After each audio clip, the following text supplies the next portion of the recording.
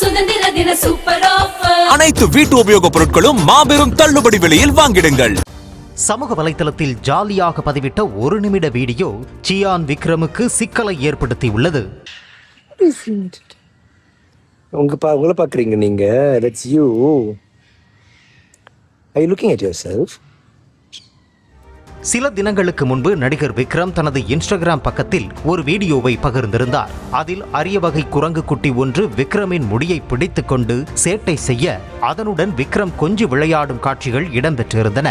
இதனை ரசிகர்கள் ரசித்து பார்த்து கொண்டிருக்கும் வேளையில் வன உயிரின ஆர்வலர்கள் சுதாரித்துக் கொண்டு, இது சாதாரண குரங்கு இல்லப்பா, தென்கிழக்கு ஆசிய நாடுகளை பூர்வீகமாக கொண்ட லார்கிபன் எனப்படும் அரிய வகை குரங்கு என்று ஆதாரங்களை தட்டி தூக்கினர்.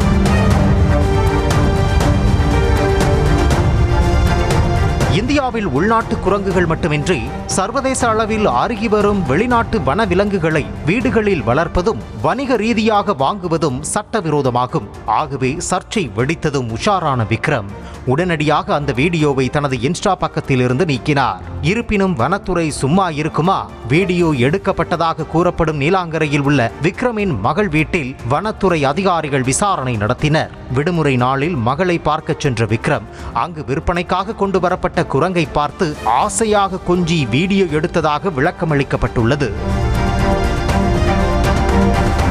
விசாரணை இதோடு முடியாமல் முட்டுக்காட்டில் படப்பிடிப்பில் இருந்த விக்ரமிடம் வனத்துறை அதிகாரிகள் நேரில் சென்று விசாரணை நடத்தியுள்ளனர். தடை செய்யப்பட்ட லார்கிபன் குரங்கு உங்களிடம் எப்படி வந்தது? அதை யார் கொண்டு வந்து கொடுத்தார்கள்? சமூக வலைதளத்தில் வீடியோ பதிவிட்டு திடீரென நீக்கியதற்கான காரணம் என்ன போன்ற கேள்விகளை எழுப்பினர். பின்னர் எழுத்துப்பூர்வமாக விக்ரமிடம் பதிலை பெற்ற அதிகாரிகள் 3 நாட்களுக்குள் இந்த குரங்கு தொடர்பான அனைத்து ஆவணங்களையும் உரிமையாளர் விவரங்களையும் நேரில் சமர்ப்பிக்க வேண்டும் என நோட்டீஸ் வழங்கியுள்ளனர்.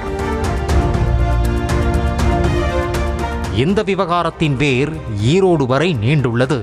அந்த குரங்கை விற்பனைக்காக கொண்டு வந்த நபரின் பண்ணை வீடு ஈரோட்டில் உள்ள நிலையில் அங்கு வனத்துறை சோதனை நடத்தியுள்ளது. மணிப்பூர் வழியாக சட்டவிரோதமாக இந்த அரிய வகை உயிரினங்கள் கடத்தப்பட்டு வந்தனவா என்ற கோணத்திலும் விசாரணை தீவிரமடைந்துள்ளது.